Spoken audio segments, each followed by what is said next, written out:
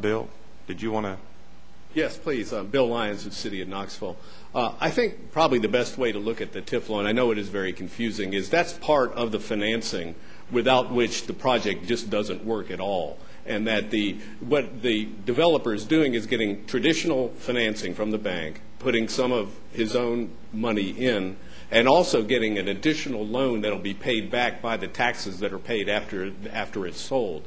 Our judgment is, and we have to review these before we recommend them to go forward, is that closes a gap. That TIF loan closes a gap without which the development just could not occur. That's why we've recommended it, that if we don't have that TIF, there's not enough money. The bank will not lend them enough money, and the project is basically upside down. It will not prove out to produce even break even, let alone any kind of profit for the developer.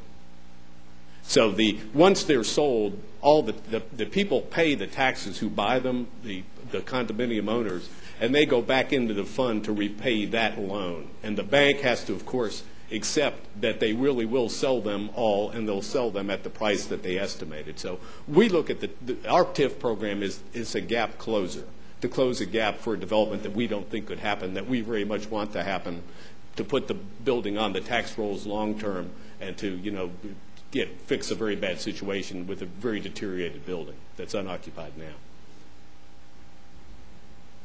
I don't know if that's any clearer. Well, I guess what I'm asking is if a bank loan can be paid off as these units are sold, how come the corresponding TIF that goes to those units could not be paid off as those are sold? Because if the bank loan is sold off, let's say in a 3 or 4 year period, okay, they've made if they're all sold, they have their profit.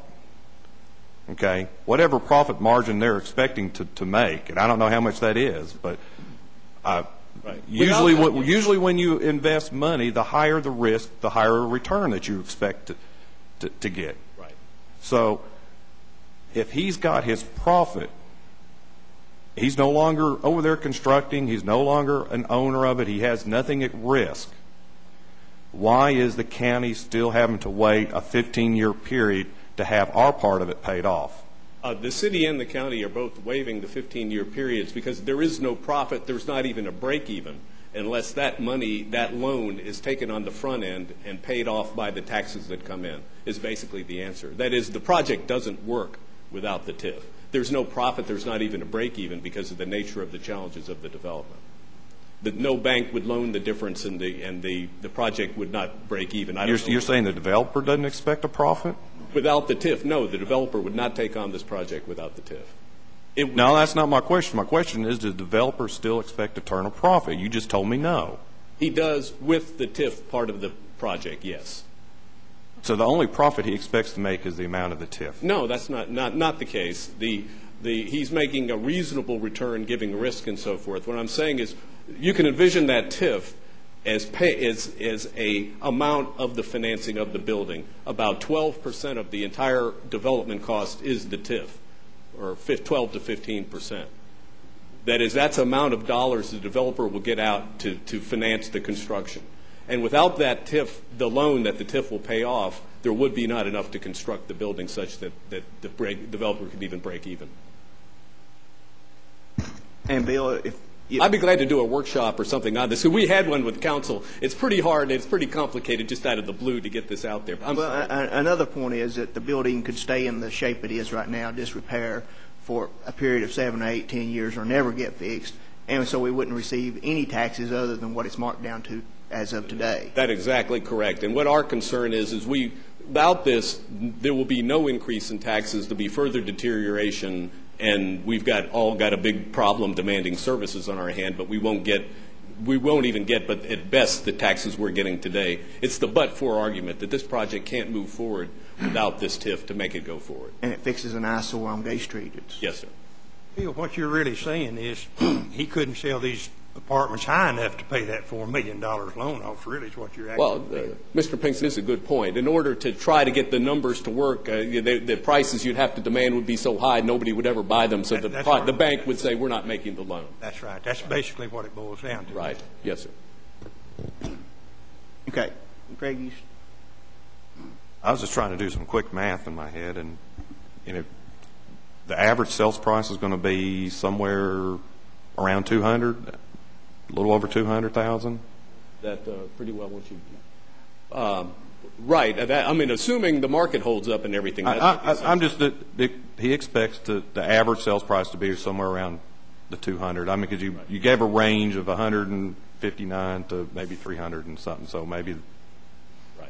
So the average 225 somewhere in there, times the 21. So that comes a little bit over $4 million. That's what I was asking. Right. I wanted to, because if I have to reconcile this. And knowing the tight budget that we have coming up, okay, and our budgets aren't getting any easier, they seem to be getting harder and harder. You know, I have to reconcile some way that we're giving up potential tax dollars for the next 15 years. I mean, because we're not going to see the big increase for 15 years. Okay, if these are sold, they're condominiums. I mean, in 15 years, we're going to see a huge bump, but not for 15 years. Yeah. Let me have one of them. That's true, but you're going to get an immediate bump during the period from an immediate bump during that period up to from $1,800 to $4,700 a year. That would not otherwise happen.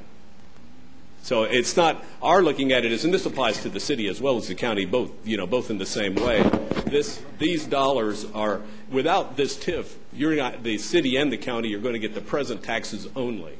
With it, the increase will be quite substantial just for the debt portion, and if the county debt happens to go up, it'll be even larger. And then after the TIF period, they'd be extreme. Right. So there'll be an increase in tax receipts during that period over what would otherwise happen. What happens during a reassessment year?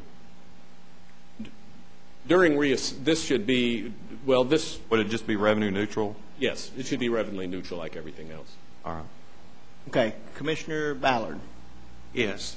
I want to ask John something just about, in general, TIF, since I don't think a lot of the commissioners here went through a lot of those, and then I'm going to direct it back to the, I guess, the people on the floor.